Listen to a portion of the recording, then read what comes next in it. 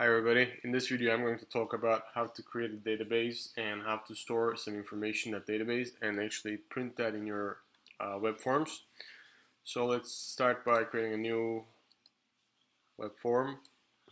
I'm going to call this users, okay, and then after that right click, add new item. Now this one is going to be SQL database, SQL Server database.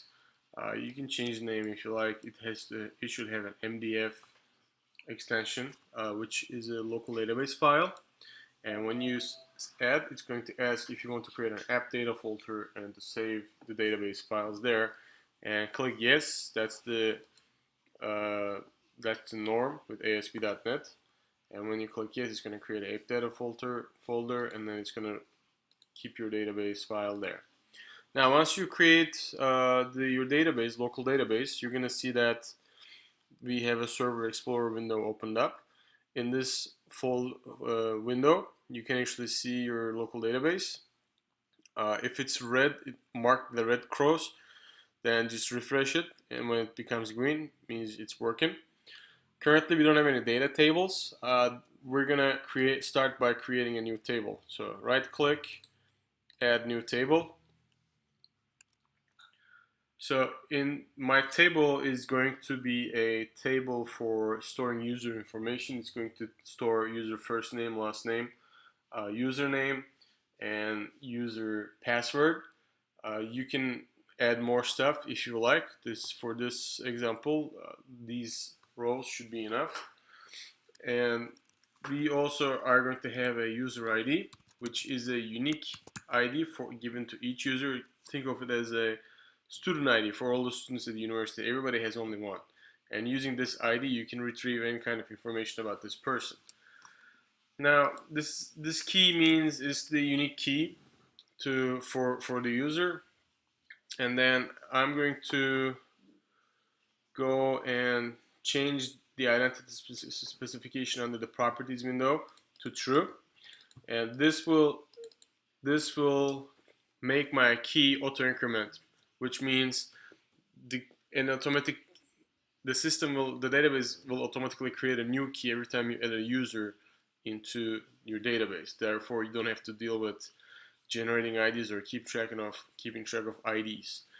Now, the second thing is going to be my user's first name, varchar. It's going to be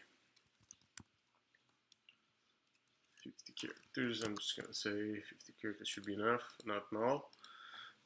Last name.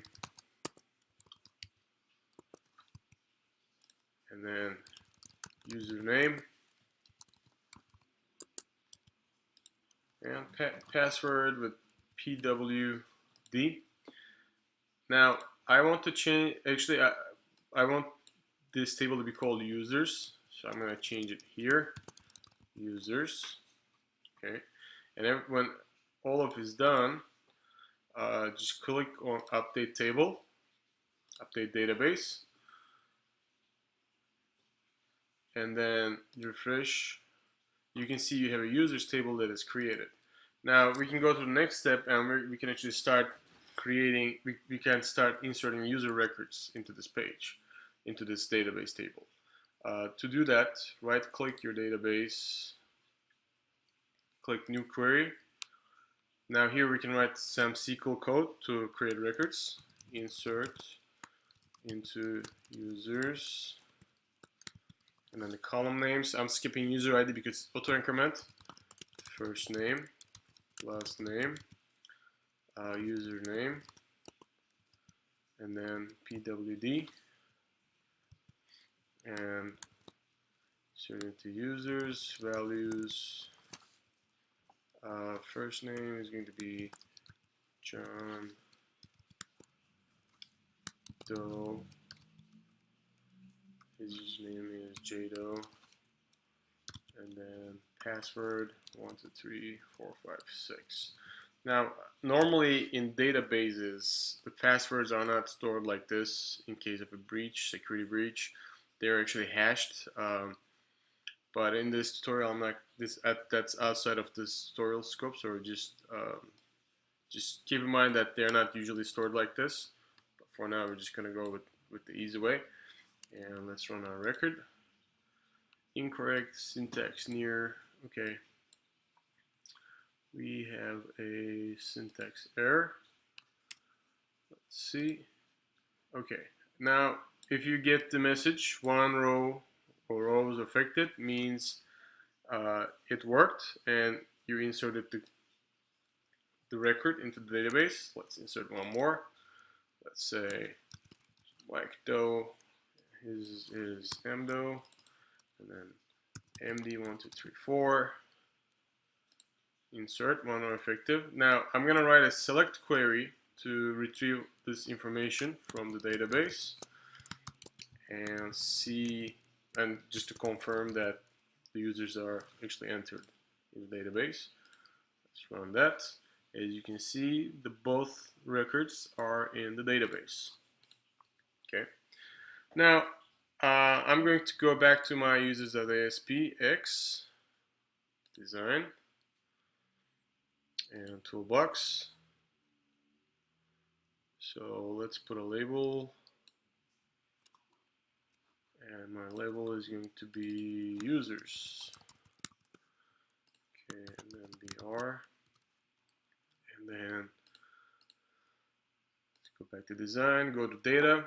These are the data controls, and they work with data. I'm going to add a SQL data source. Now, SQL data source is an object that connects to database and is useful for fetching data from database. Click on this little arrow, configure data source. Choose your database. Next. Next. Users. Now I don't want to. If I click asterisk, it's going to create a table and show all the user information. But I don't want to show the username and the password, so I'm gonna unclick this and I'm gonna say first name, last name, and maybe ID. Okay, and then next, and it's actually creating the SQL query for you. You can see test query. It's connected to the database. It brings the first name, last name, and the user IDs. That's great. So let's finish this. And now I'm gonna add a grid view into my page, and I'm gonna choose a data source, SQL data source, and you can see the columns are connected to the columns we fetch from the database through the SQL data source. Now let's run this and see a basic. Let's save. Right click on users, set as start page, build solution, and start without debugging.